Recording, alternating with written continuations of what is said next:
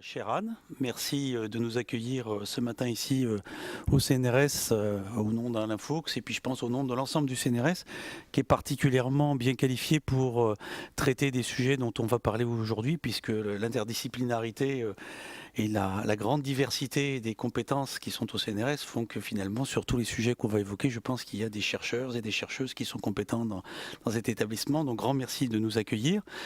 Je suis aussi très heureux de voir que sont présents aujourd'hui donc des présidents de différents membres de l'Alliance à l'envie, que ce soit des membres ou des membres associés, des directrices et des directeurs des établissements membres de cette alliance.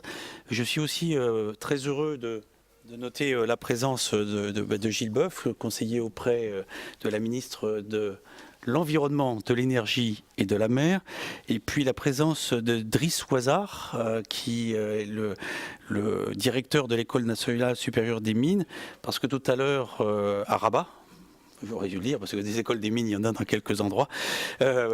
Mais comme l'a dit tout à l'heure Anne Perroche, cette journée, elle est d'une certaine manière sur le chemin qui mène de la COP 21 à la COP 22. Et donc, je crois que le souhait qui avait été formulé par l'un des membres du bureau d'Alain Vie, Jean-Paul Moati, c'était de faire en sorte qu'effectivement, il puisse y avoir sur ce chemin quelqu'un qui puisse témoigner et être un peu un passeur de témoins et de relais. Donc, merci à toutes et à tous d'être présent. Et puis, merci infiniment Anne Perroche, je crois, d'avoir bien situé le sujet de la journée. Donc, je ne vais pas revenir sur les différentes transitions et puis le contexte dans lequel nous intervenons. Je voudrais plutôt intervenir pour dire 2-3 mots sur l'Alliance à l'envie elle-même et puis revenir quand même un peu sur l'organisation de la journée. Alors, l'Alliance à l'envie, comme je l'indiquais tout à l'heure, rassemble 12 membres qu'on va qualifier de principaux et 16 qui sont associés. L'important, c'est que la communauté scientifique qui est concernée par les questions d'environnement au sens le plus large, c'est-à-dire aussi bien le climat, enfin on parlait aujourd'hui, l'alimentation, l'eau, la biodiversité, les territoires, que l'ensemble de ces sujets qui sont interconnectés les uns avec les autres puissent faire l'objet effectivement d'une coordination scientifique globale.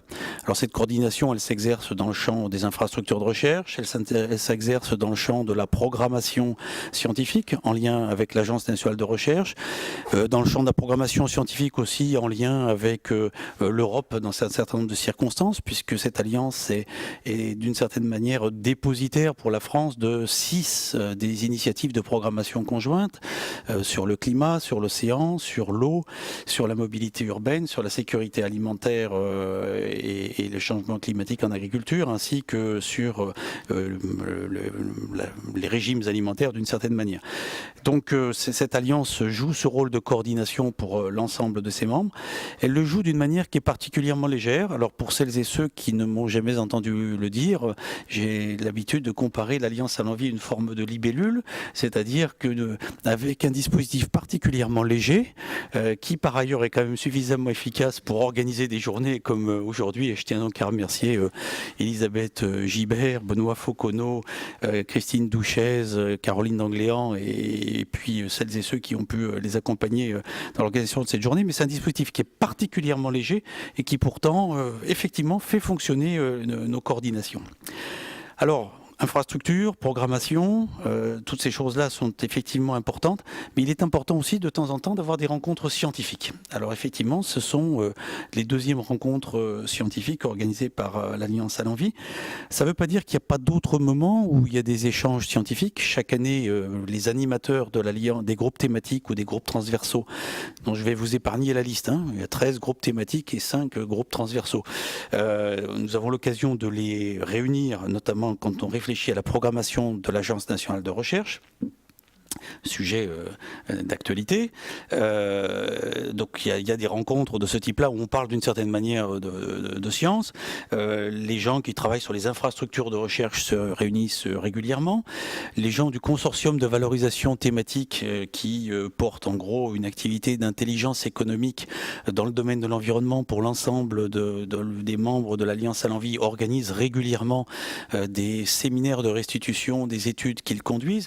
Donc des moments moments des rencontres, il y en a finalement un nombre assez important qui sont en général quand même plutôt focalisés sur celles et ceux qui sont les animateurs, sauf pour ce qui concerne les travaux du CVT d'Allenvie qui donnent lieu à des restitutions assez larges, puisqu'il peut y avoir plus de 150 personnes à telle ou telle restitution. Il y a eu aussi, au-delà des autres journées, enfin de la première journée scientifique qu'on avait réalisée, il y a eu quelques autres moments que je voudrais réévoquer. En septembre 2012, on avait organisé, avec l'Institut pour les hautes études et la science et la technologie, on avait organisé deux journées qui s'appelaient Internationalisation de la recherche environnementale, qui avaient été des journées qui nous avaient permis de débattre de l'intérêt des coopérations internationales. Et je pense que c'est un sujet qui sera important aujourd'hui. On ne peut pas parler des transitions écologiques, climatiques, énergétiques, sans